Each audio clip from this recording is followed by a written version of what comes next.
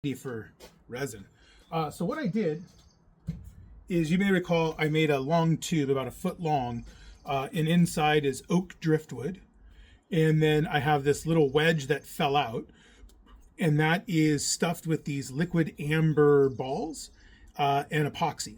Now I kind of messed up. I left it in the vacuum too long, and so what happens is you get this porosity that occurs, where you have all these little holes and areas where oxygen or air bubbles gathered in the process of being pulled out, but the epoxy hardened before I could put enough pressure back on everything to get rid of those bubbles.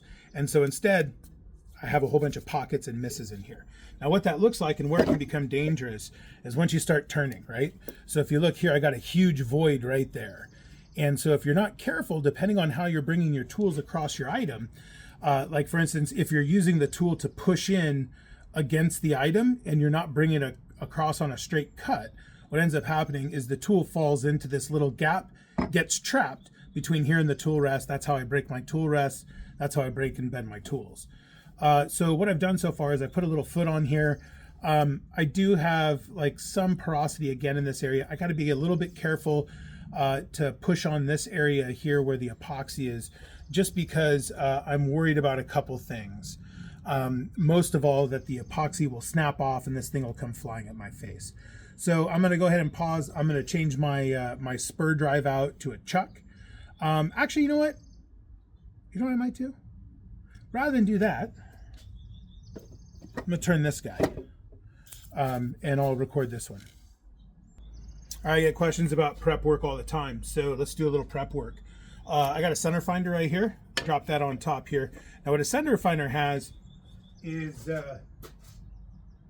it's already set up with a this right here on one side. There's a 45-degree angle here.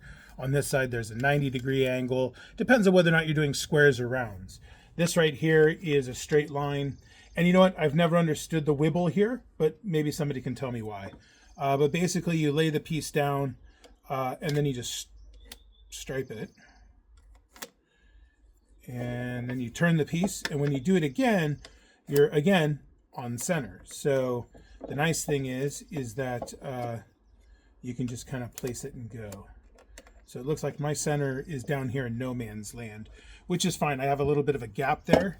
I'm going to be using the drive on this side because this side is a complete cast, and the other side has that notch out of it. So I only really have to worry about my center here riding on that gap. On this side, I'll have a good purchase for the spur, and they turn a lot better if you actually put a little hole in them. So let's put a little hole.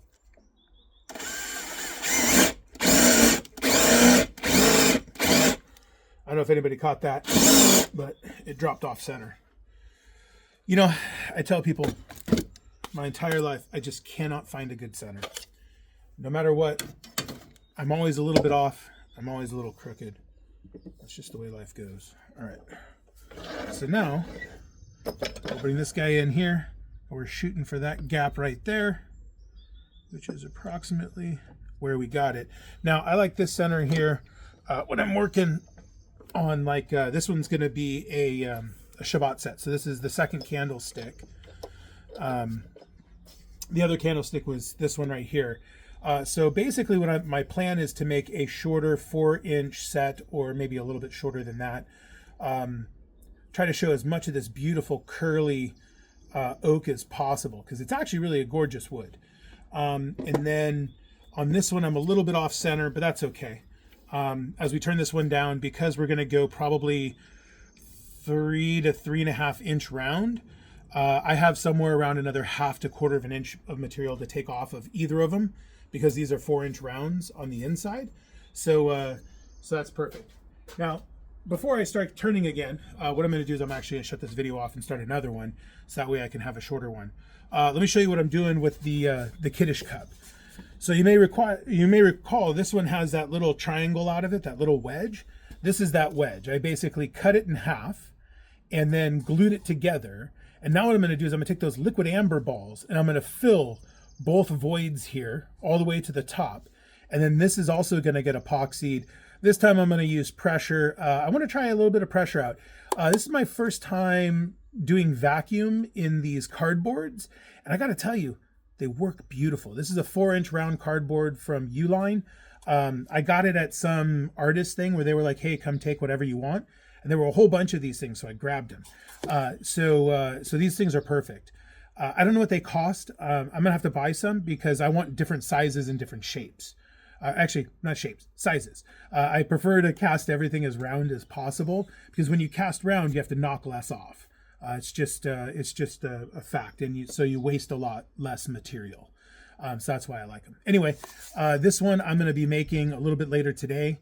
After I turn these guys and I kind of get an idea of what I'm trying to do, measure again before I cut, and just make sure that that the kiddish cup is going to be somewhere either around the same size or slightly taller. And I'm thinking it's going to have a very short stem. It's going to have a wider base, and then maybe a fluted shape as it comes up, because I only have about 5 inches, 4.5 inches, 5 inches of size about. And so that's kind of the proportions I'm keeping.